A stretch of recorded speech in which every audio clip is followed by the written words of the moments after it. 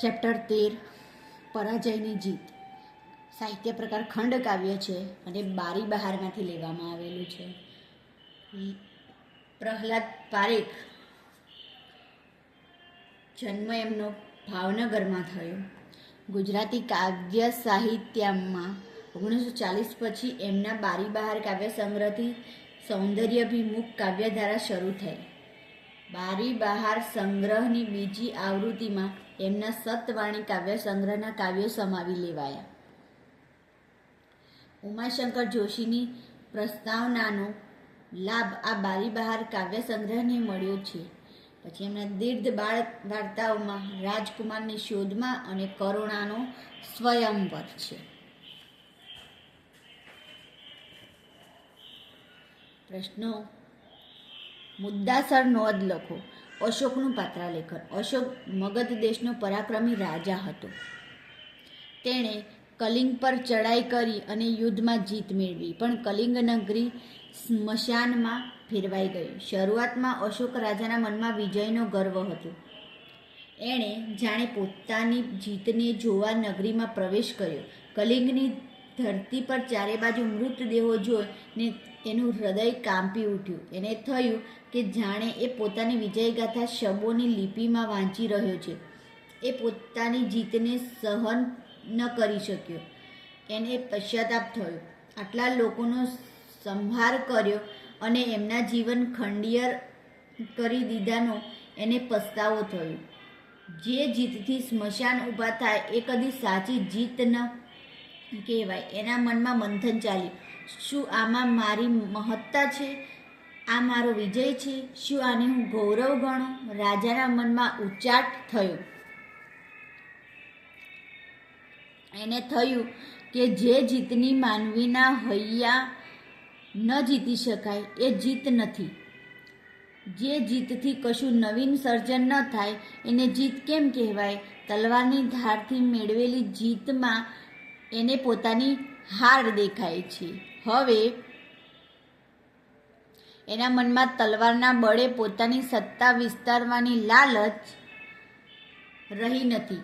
માનવી પ્રત્યે કરુણા જાગતા અશોક ધર્મના શરણે જાય છે.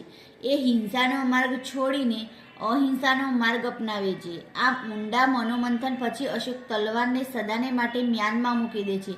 એનામાં જાગેલો કરુણ ભાવ એને માનવ કલ્યાણના માર્ગે વાળે છે. આ નિર્ણય લેતા જ અશોકને પૂર્વમાં તેજની નવમંજરી દેખાય છે. તે અંતરમાં શ્રદ્ધા રાખી એ તેજના માર્ગે આગળ વધે છે. પ્રશ્ન 2. શિબિરમાં પાછા ફર્યા પછી સમ્રાટ અશોકની મનસ્થિતિ કેવી હતી? શિબિરમાં પાછા ફર્યા પછી સમ્રાટ અશોકની નજર આગળથી વિજયનું એ ભયંકર દ્રશ્ય અડગું થતું નથી. એને પરિતાપ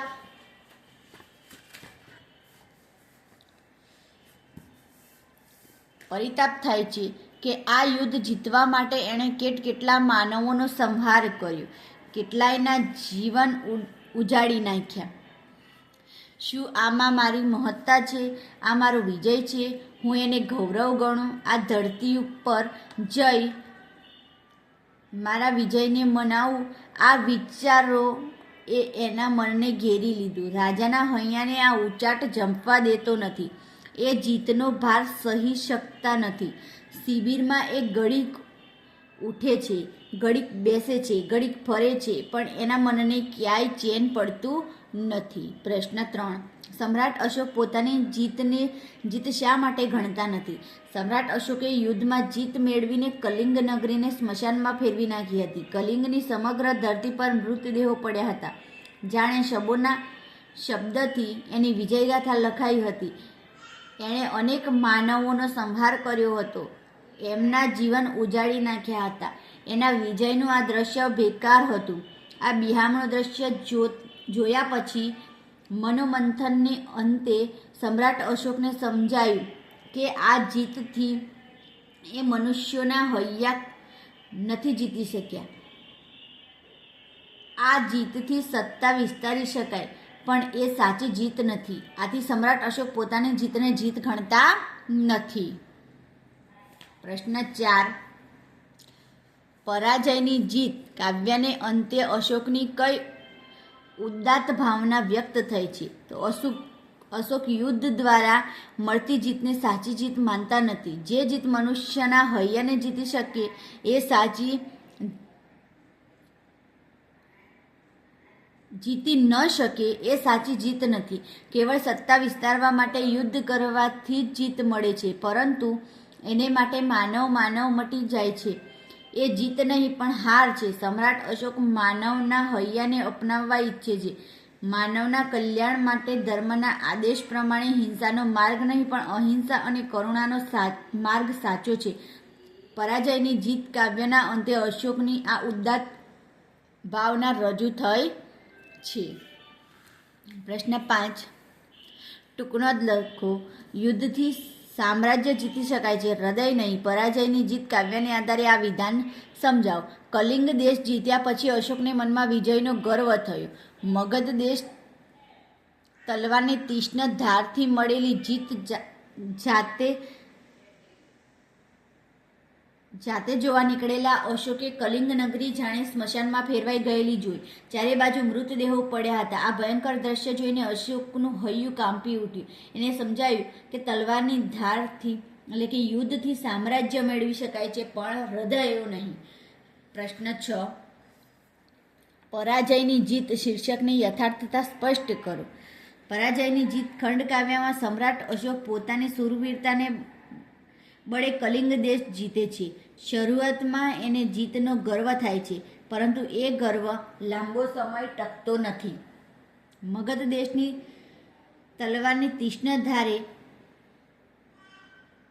એને કેવો વિજય અપાવ્યો એ જાતે જોવા મશાલચીઓને લઈને નીકળે છે. ત્યાં તો એ ભયાનક ભૂતાવળો સમૂહ વિજયનું વરવું દ્રશ્ય જુએ છે અને એનો અંતરાત્મા ખળભળી ઉઠે છે. એને લાગે છે કે એ જાણે શબોના શબ્દથી લખાયેલી એની જીતની ગાથા વાંચી રહ્યા છે. એના અંતરમાં મનોમંથન ચાલે છે. અંતે એનું હૃદય પરિવર્તન થાય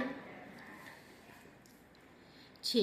એને સમજાય છે કે જીતથી મનુષ્યના હૈયા જીતી ન શકાય. એ જીત નથી. જે જીતે ચારે બાજુ સ્મશાનનું વાતાવરણ સર્જ્યું એને જીત કેમ કહેવાય? જે જીત મેળવવા માનવમાંથી માનવતા ચાલી જાય અને હિંસાથી જીત મેળવે એ જીત નથી પણ હાર છે. આમ સમ્રાટ અશોક જીત્યા છતાં સાચા અર્થમાં પરાજયની જીત થઈ છે.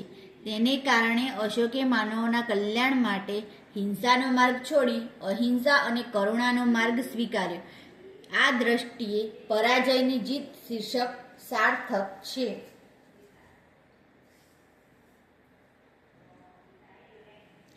પ્રશ્ન 7, નોંધ લખો. પરાજયની જીત ખંડકાવ્ય દ્વારા રજૂ થતો માનવ સંદેશ. પરાજયની જીત ખંડકાવ્ય દ્વારા રજૂ થતો માનવ સંદેશ એ છે કે તલવારની ધારથી જીત અને સત્તા મળી શકે છે, પરંતુ માનવીના હૈયા જીતી શકાતા નથી. જે જીતથી વાતાવરણ સ્મશાનમાં પલટાઈ જાય એ સાચી જીત નથી. જે જીત મેળવવા માનવમાંથી માનવતા ચાલી જાય એ જીત નથી પણ હાર છે. હૈયાની શક્તિથી બીજી કોઈ શક્તિ મોટી નથી. અહિંસા અને કરુણા એ જ સાચો માનવ ધર્મ છે. પછી 3-4 વાક્યોમાં પ્રશ્ન લખો. નોંધ લખો. કલિંગ નગરીની ઉદાસીનતા અથવા તો કલિંગ નગરીની ઉદાસીનતા કેવી હતી? અશોક રાજાએ કલિંગ દેશ પર ચડાઈ કરી અને યુદ્ધમાં જીત્યા. આ યુદ્ધ ભયાનક હતું. અહીં મોતે જાણે તાંડવ કર્યું હતું. ઠેર ઠેર શબો પડ્યા હતા. કલિંગ નગરી સ્મશાનમાં ફેરવાઈ ગઈ હતી. પરાજિત કલિંગમાં ચૂપકીદી છવાઈ ગઈ હતી. એ નિરાશ નગરી આંખમાંથી આંસુ સારતી હતી. આવી હતી કલિંગ નગરીની ઉદાસીનતા. પ્રશ્ન 2, સમ્રાટ અશોકે ખડગ મ્યાન કરીને ધર્મ શા માટે ધારણ કર્યો? સમ્રાટ અશોકને ખડગ એટલે કે તલવારની ધારથી મેળવેલી જીતમાં પોતાની હાર દેખાય. એને થયું કે જે જીતથી માનવીના હૈયા ન જીતી શકાય એ જીત નથી. એના મનમાં હવે પોતાની સત્તા વધારવાની લાલચ રહી નહીં, પણ માનવી પ્રત્યે કરુણા જાગી. આથી સમ્રાટ અશોકે ખડગ મ્યાન કરીને ધર્મ ધારણ કર્યો. પ્રશ્ન 3, આજથી કરમાં મારા રહેશે ધર્મની છડી. પંક્તિ શું સૂચવે છે? આજથી કરમાં મારા રહેશે ધર્મની છડી પંક્તિ સૂચવે છે કે મનોમંથનને અંતે રાજા અશોકે દ્રઢ નિર્ણય કર્યો કે આજથી તે હિંસાનો માર્ગ ત્યજી દે છે. તે કરુણા અને અહિંસાનો માર્ગ સ્વીકારશે અને વિશ્વમાં એ સંદેશ ફેલાવશે. એક વાક્યમાં ઉત્તર લખો. સમ્રાટ અશોકે કયા રાજ્ય પર વિજય મેળવ્યો હતો? તો કલિંગ રાજ્ય પર. સમૂળ ઉખડી ગયેલી મૃદુ વેલ સી એ પડી. આ પંક્તિ કોનો નિર્દેશ કરે છે? તો આ પંક્તિ યુદ્ધમાં હારેલી કલિંગ નગરીનો નિર્દેશ કરે છે.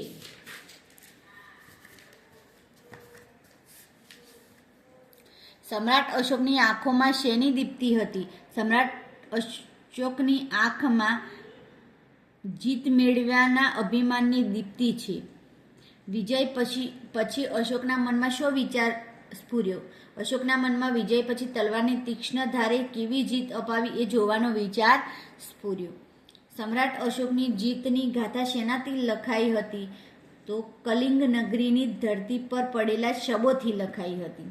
અશોકને પોતાની જીતનો અર્થ કેવો લાગ્યો? અશોકને પોતાની જીતનો અર્થ કદીએ જાણ્યો ન હતો એવો ભેકાર લાગ્યો. વિજયનો અર્થ આટલો ભેકાર જાણ્યા પછી સમ્રાટ અશોક પર એની શી અસર થઈ? તો વિજયનો અર્થ આટલો ભેકાર જાણ્યા પછી સમ્રાટ અશોકનું કઠણ હૈયું કરુણાના આવેગથી નરમ પડી ગયું. પ્રશ્ન 8, નૃપે મશાલચીઓની શી આજ્ઞા કરી? નૃપે મશાલચીઓને શિબિરમાં પાછા વળવાની આજ્ઞા કરી.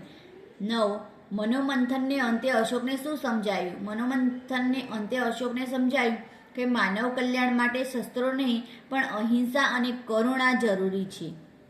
પ્રશ્ન 10, ખડગ મ્યાન કરીને સમ્રાટે હાથમાં શું ધારણ કર્યું?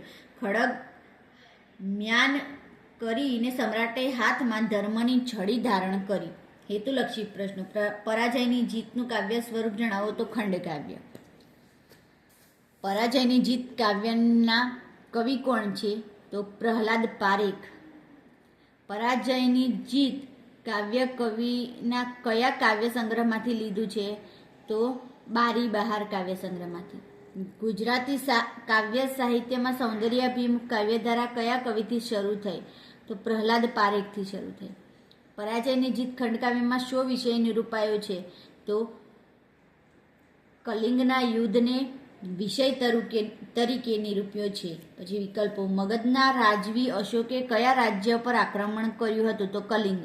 સમૂળ ઉખડી ગયેલી મૃદુ વેલ સી એ પડી. આ પંક્તિ કોને ઉદ્દેશીને છે? તો કલિંગ.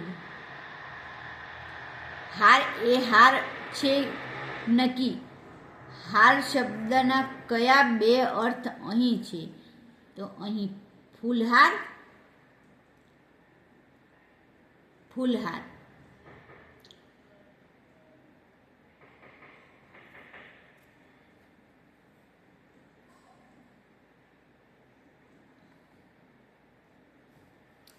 પછી વ્યાકરણ.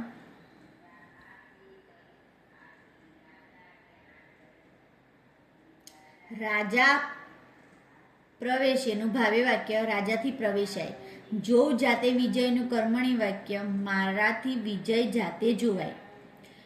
ભૂપથી આજ્ઞા પછી કરે એનું કર્તરી વાક્ય ભૂપ આજ્ઞા પછી કરે. વાક્ય પરિવર્તન કરવાનું છે. મગધ અસીની ધાર બહુ તીક્ષ્ણ ધાર છે. ઉદ્ગાર વાક્ય મગધ અસીની ધાર કેવી તીક્ષ્ણ છે. હું તો માનવી કેરા હૈયા અપનાવીશ. નું વિદ્યાર્થ વાક્ય બનાવો. મારે તો માનવી કેરા હૈયાને અપનાવવા છે. પછી અર્થભેદ લખો. શસ્ત્ર તો હાથમાં પકડીને મારવાનું હથિયારને. અસ્ત્ર છૂટું ફેંકવાનું હથિયાર. પછી શમ નો મતલબ શાંતિ, ક્ષમા થાય. અને સમ એટલે સરખું, સોગંદ થાય. તેજ એટલે પ્રકાશ થાય. અને તેજ તે વિના કોઈ નહીં. જીત એટલે ફતેહ, વિજય થાય. અને જીત એટલે જીતાયેલું.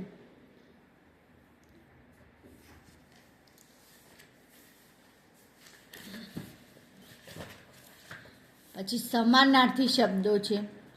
અસી તલવાર, ખડગ. વેલ લતા વલ્લરી, ભૂપ રાજવી રાજા, હાર પરાભવ પરાજય, દર્પ અભિમાન ગર્વ, સકલ સગડું તમામ, પ્રચંડ ખૂબ પુષ્કળ, દીપ્તિ પ્રકાશ તેજ, આંખ નયન નેત્ર, અંતર તફાવત ભેદ, લગાર સેજ જરા, રસ્તો પંથ કેડી, શબ મૃતદેહ લાશ, વિમાસણ પશ્ચાતાપ પરિતાપ, શીર્ષ મસ્તક માથું. શબ્દ સમૂહ માટે એક શબ્દ આપો. મૃતદેહને બાળવાની જગ્યા સ્મશાન મશાણ, મશાલ લઈને ચાલનાર સેવક મશાલચી, જ્વાળામુખીમાંથી નીકળતો ગરમ રસ તો લાવા. 4 ભૂતોનું ટોળું બિહામણા દ્રશ્યો તો ભૂતાવડું. 5 24 મિનિટનો સમય તો ઘડી. 6 તલવાર રાખવાનું ગરું તો મ્યાન. 7 નવી કુપડ નવી ચેતના તો નવ મંજરી. પછી તળપદા શબ્દોનું શિષ્ટ રૂપ આપવાનું છે. મશાણ તો સ્મશાન, શે તો શા માટે, નકી નક્કી, વળી તો મોટી, દિયો તો દો, લય તો લય.